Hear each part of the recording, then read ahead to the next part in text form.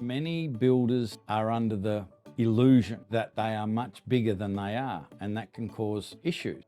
Many moons ago, when I first became aware of Profit First, we weren't Builders Business Black Belt, but we were working with all sorts of other business, so we were still business coaches. And I introduced this concept when I first found out about it to one of our clients who, at the time, thought that they were a $6 million business. They weren't a builder, by the way, but I'm sharing this because it does have a powerful impact on your psyche. And so these two owners, two brothers, partners of a business, behaved like they were a $6 million business. And whenever they needed a new truck or a trailer or what have you, they go to the bank and get the lease. And, you know, we're a $6 million business. We can do that. I then learned about Profit First and found out what an awful job I'd been doing of running our business for something like 18 years when I learned the Profit First principles. It made me feel sick, but I really understood them, I believed in them, and I shared them with these guys. And we put them through the Profit First process. And one of the first things we did, as I just mentioned, was you take away the material and subcontractor costs from the top line revenue. So that was the first step. And when we did that, we found out that their real revenue was actually $660,000 a year.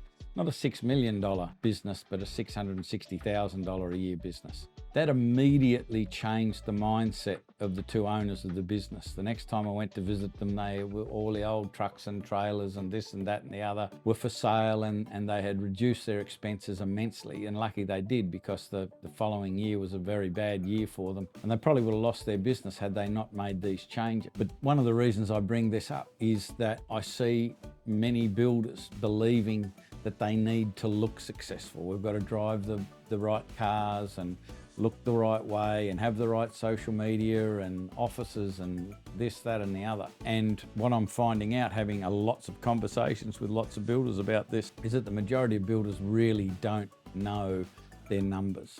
Many think they do, but when I ask specific questions, they don't have the answer to those questions. And many builders have fantastic dashboards and tools that are predictive. But the key with Profit First is that it tells you the truth about your financial situation right now. And it's not an accounting system. It doesn't replace your accounting system. You still need all of those predictive dashboards and so forth. But this system tells you exactly where you are. And what it does is causes you to make better decisions financially, because those decisions are always made emotionally. And when you see the reality of your situation, it changes your decision.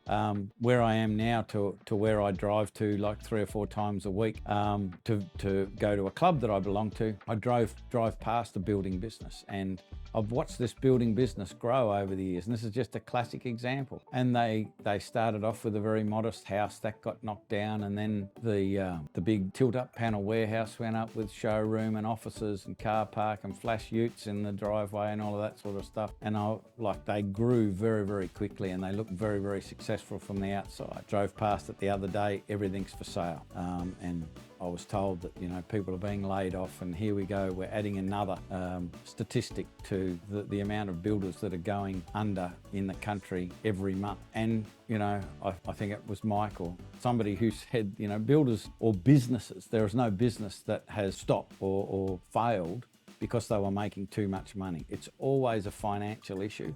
And one of the things that we must do is understand, or have a process to understand our current situation. Because if you're looking at your situation on a past project and you find out that you didn't make any money on that project, it's a little bit too late. But again, the reason I'm talking about this is one of our members is creating their own system, modifying their own system at the moment to be able to tell how they're going day to day accurately on a project. And what that gives them the chance to do is rally the guys and make sure that they focus on everyone doing what they're meant to do to try and get back on track, because it's too late once the project is finished. So anyway, I just thought I'd share that with you.